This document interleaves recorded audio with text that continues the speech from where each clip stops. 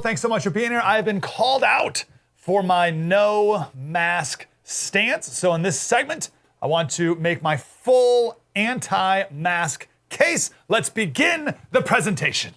It's very nice, beautiful. Let me start off with who should wear masks and when and what kind. Here's the deal. If you are sick and you are symptomatic, which means you're coughing and hacking all over the place, you should stay home. But if you must go somewhere, then you should wear a tightly fitting N95 mask.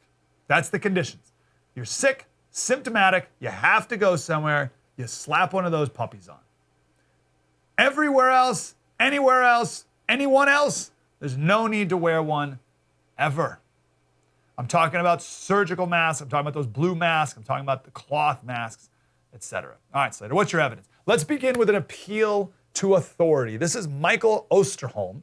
He's the head epidemiologist at the University of Minnesota. This is the guy who made all the models that said millions of people are going to die. He was on Joe Rogan's show on March 10th, 2020. This is when I first began to freak out about COVID, saying everyone's going to die.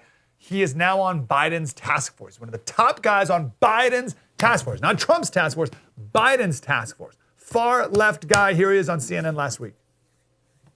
We know today that many of the face cloth coverings that people wear are not very effective in reducing any of the virus movement in or out. Either you're breathing out or you're breathing in. And in fact, if you're in the upper Midwest right now, anybody who's wearing their face cloth covering can tell you they can smell all the smoke that we're still getting. We need to talk about better masking. We need to talk about N95 respirators, which would do a lot for both people who are not yet vaccinated or not previously infected, protecting them, as well as keeping others who might become infected, having been vaccinated, from breathing out the virus.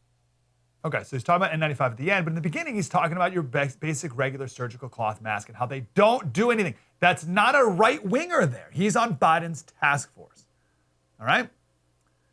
The journal article that we've quoted a lot, it's the Journal of the Royal Society of Medicine, 3 Oxford researchers.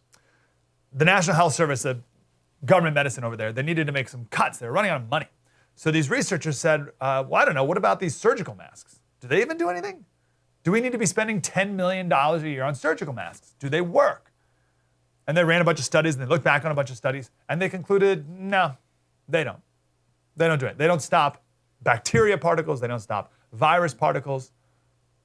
And they concluded that in every study we looked at, there's no statistical evidence that the patient, who the surgeon is performing surgery on, that the patient had more or less infection. And there was no evidence that the masks protected the surgeon from splatter from the patient either. Here's a quote from the study. There are studies to suggest that masks fail to protect surgeons from potentially hazardous submicrometer contaminants. This corresponds roughly to the size range of infectious bacteria, while viruses are even smaller. Now, I've been sharing this lately, and people say, oh, Slater, so you found one study. Big deal. Well, this study actually reviews many studies. There's more. Right? I can't go over every single study in a 2-minute Facebook video, so I'll go over a couple right here. This is from August 1992.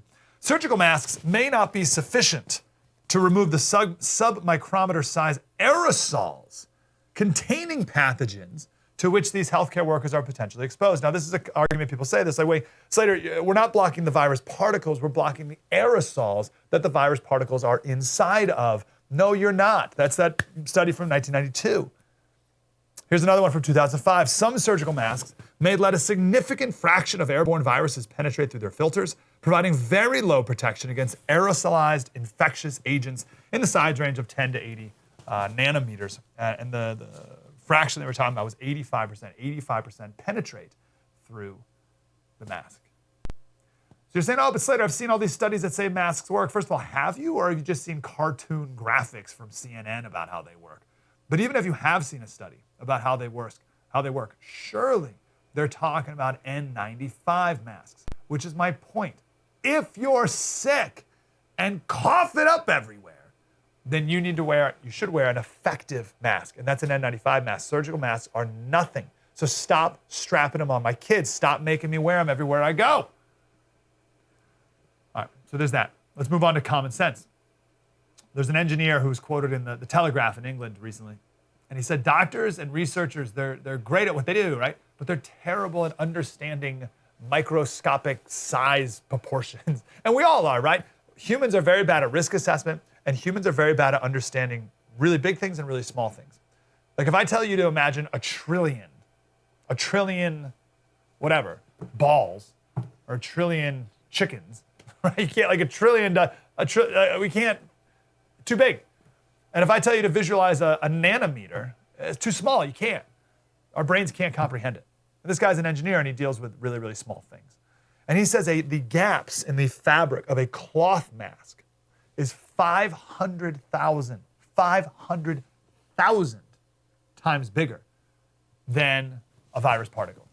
And a surgical mask gap, the fabric is 100,000 times bigger than virus particles. That's the difference between you and 6 Empire State Buildings. All right, now here's the classic study that I bring up all the time, or article I should say. 5 Harvard public health experts. This is May 2020. The question was, should hospitals require masks throughout the entire hospital or just in the COVID wing? This was the question. Should we require masks, like everyone wear a mask in the whole hospital? And here's what they said. We know that wearing a mask outside of healthcare facilities offers little, if any, protection from infection. That's so good. It was an aside. That was the first sentence of the second paragraph. They're like, oh, like, obviously, like outside of healthcare settings, you don't need to wear one, right? Later on, they say, again about hospitals, like, well, should we require everyone in the hospital to wear it? They go, I don't know. They ultimately conclude yes, but they say masks serve symbolic roles. Masks are not only tools, they're also talismans, like a good luck charm, like a rabbit's foot, that may help increase healthcare workers' perceived sense of safety, well-being, and trust in their hospitals. Although such restrictions may not be strictly logical, we're all subject to fear and anxiety, especially during times of crisis. So put your mask on because you're anxious. That's not good enough for me. Not anymore. And not on our kids. 2011, England had, and we have a version of this in America too, but England had a influenza pandemic preparedness strategy. And it's like 50 pages, and it's what's our plan? If there's a pandemic, what's our plan? So they have a whole section in there about masks. Here's what they said. Although there is a perception that the wearing of face masks by the public may be beneficial, there's in fact very little evidence of widespread benefit from their use in this setting. They say the government has already in place stockpiles of face masks and respirators for health and social workers. And in line with the scientific evidence, the government will not stockpile face masks for general use in the community.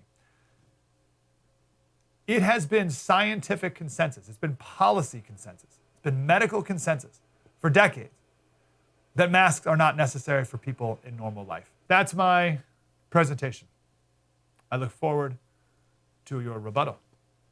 All of these studies, all of the videos, everything I just presented to you right now is linked on our website, mikeslater.locals.com. Please go there, use whatever you'd like, spread it, share it, do whatever you must. And do not put your mask on ever again, and never, never mask your kids. Wow, that was deep and insightful. I want more of that. Like, subscribe, get more.